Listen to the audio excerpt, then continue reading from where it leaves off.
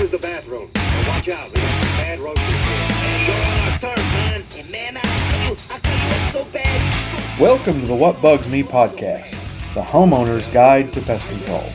Here we will cut through the fog to get to the truth, dispelling old wives' tales and myths, all to help you get a bug-free home. My name is Aaron, and I have over 20 years in the pest control industry, so I should know what I'm talking about, but I'm always up for learning more. So, you want to know what bugs me?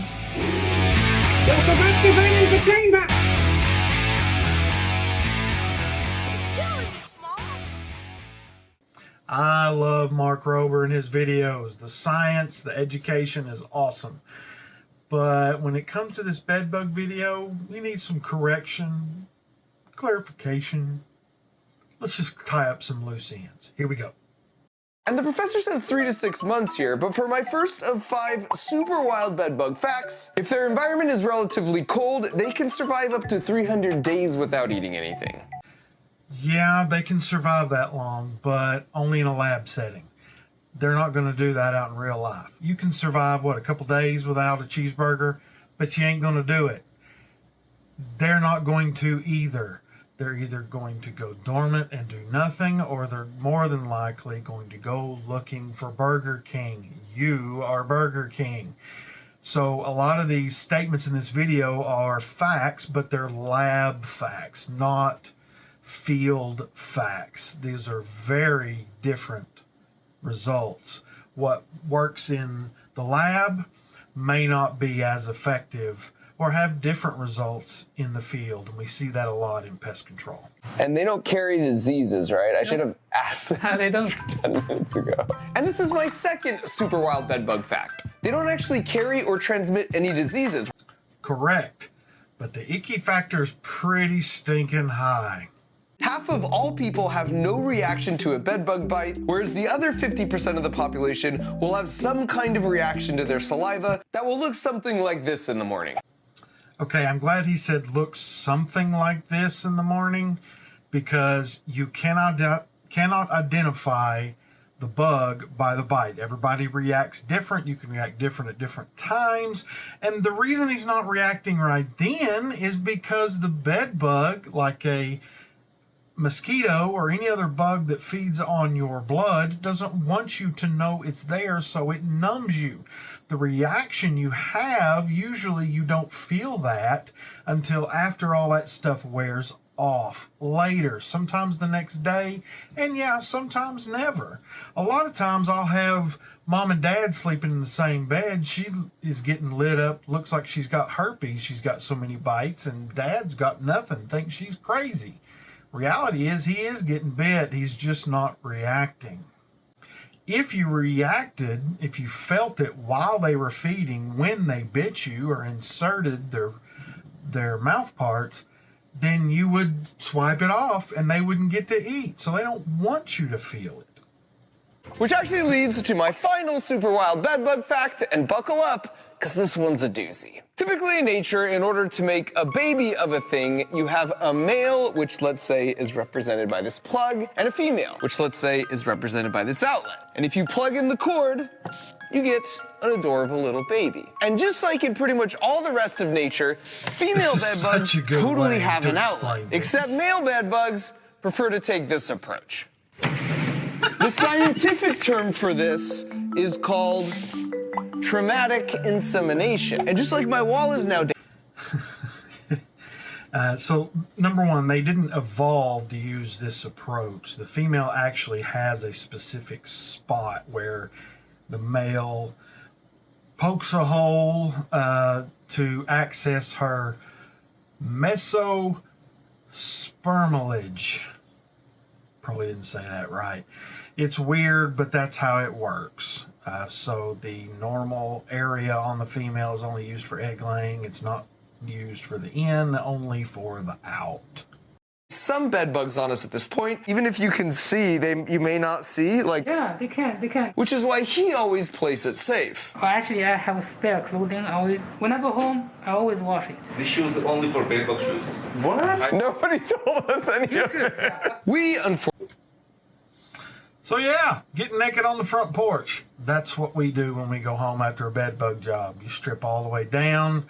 All your clothes go in directly into the wash. You're not passcode, you're not collect $200, and we go straight to the shower. And yes, you inspect your shoes heavily. So you've got to be careful with that one. Time to check the results. So this ultrasonic pest repeller did nothing. If anything, it attracted them. We had Duh. Anybody could have told you that. There's actually a class action lawsuit. The ultrasonic pest repellers do not work, period. I don't care what anybody tells you or what your experience is. It makes no sense. It doesn't work. They're being sued. It's a scam. Don't waste your money. them. We had 120 bed bugs with the ultrasonic sensor. Over here for the control, we had 101. Clearly, that does nothing to repel bed bugs. And of course, that confirms our hypothesis, considering bed bugs don't even have ears. Not to mention that apartment we visited had a couple plugged into the wall themselves. So definitely save your money on that one. And the remaining 4 tests all had similar results, so I'll just show the average, which was around 4 bed bugs trapped in the dish that was surrounded by either the dryer sheets, mothballs, baking soda, or essential oils, with around 26 bugs trapped in the control. These results clearly show bed bugs prefer to avoid these 4 items because they all have a really strong scent and bed bugs have a really good sense of smell, but they don't do anything to kill the bed bugs. According to the professor, these act more as an annoyance, but the bed bugs would gladly walk over them if it was between temporarily having to deal with the smell and starving to death. Did you hear that? It's going to deter them just a little bit. It's going to annoy them more than anything, but it's not going to stop any problem. It's not going to fix any problem. So you're wasting your time and potentially using these products, either hurting yourself or pushing them into new areas and making the whole thing worse. It was even worse news. The spray, aerosol, and fogger bedbug killers all killed about 12% of the bedbugs after 10 days. And before you go all glass half full and think, well, 12% is better than nothing, our control, which was just water, also had a 12% mortality rate. So it's literally not better than nothing. According to Professor Wong, part of the reason for... Okay, so it's just junk. It's just not going to do the job. And you can blame it on this or that, whatever, it doesn't matter. The point is you have to get it directly on the bed bug. And you cannot access all the places where they live. So you're not going to get those same results. Some chemicals that on average were effective in killing about 50% if you sprayed the bed bugs directly. But if they were just hanging out in the area you sprayed later, it's once again the same as water. The problem with this is you'll only ever see a small portion of the chemical treatment had the exact same results as the control. Don't even bother. These things, you have to get it directly on them. And residual is where the magic is, which means how long it lasts. These things don't last. to it. There's also one more bit of really good news, and that's bed bugs die at 122 degrees Fahrenheit, like instantly. This is also 100% effective, and there's no way to build immunity to it. False. It is not 100% effective because that little steamer does not push enough heat outside of the lab to give you the dead bed bugs and results that you want. Okay, so the heat, again, not 100% effective in all situations in the real world. In fact, in their video, they show the treatment that they're doing using apprehend, which is what we use. The steam is not always the best option. And the steam, if you use it after the apprehend, can actually ruin it. So I hope they were using it after.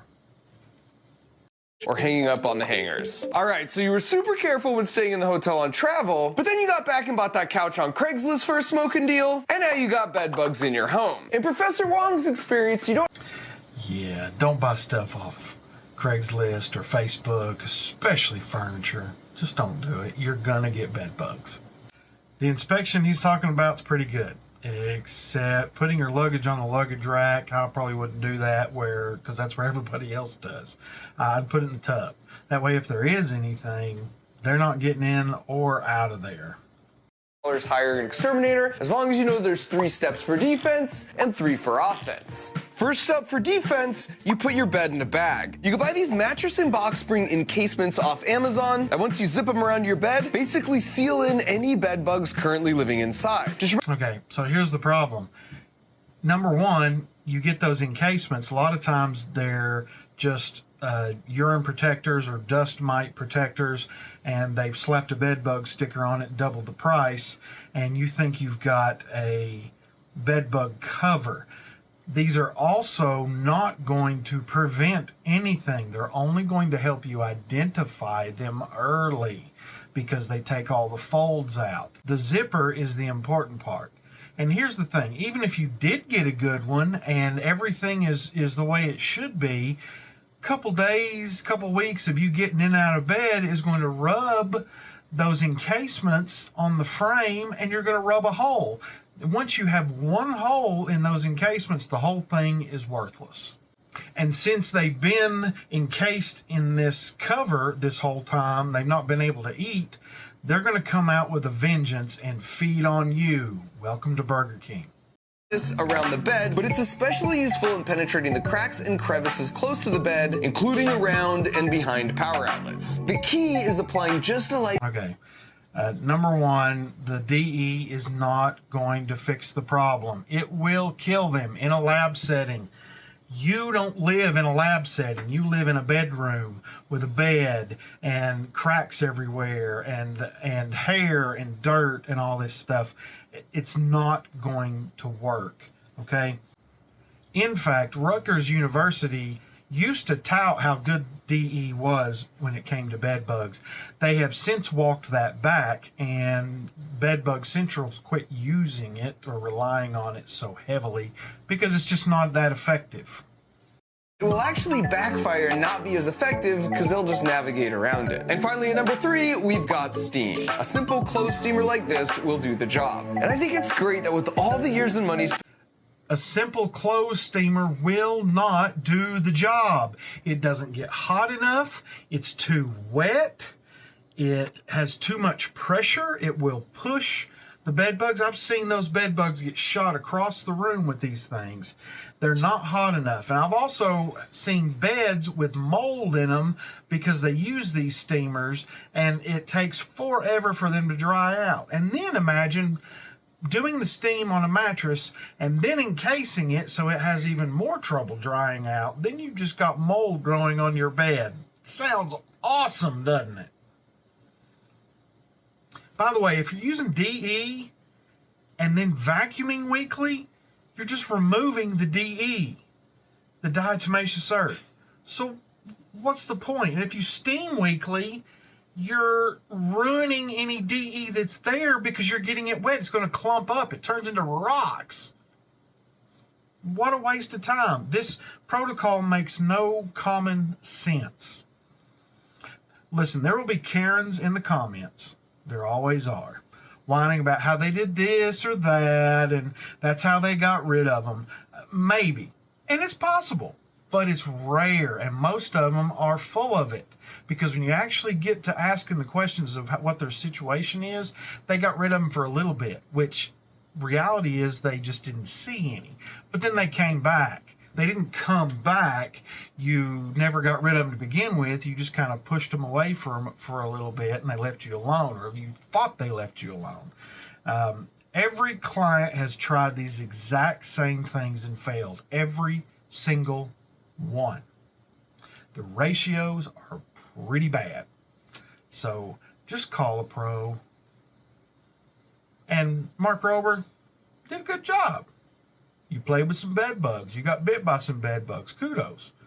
But you got fed some bad information. Until next time. You know what bugs me? Bed bugs. But I like Mark Rober. Killing me, Smalls.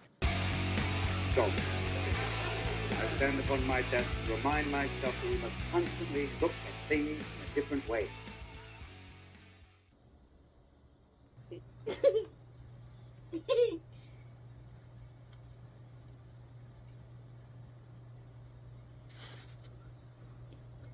Get out of the way.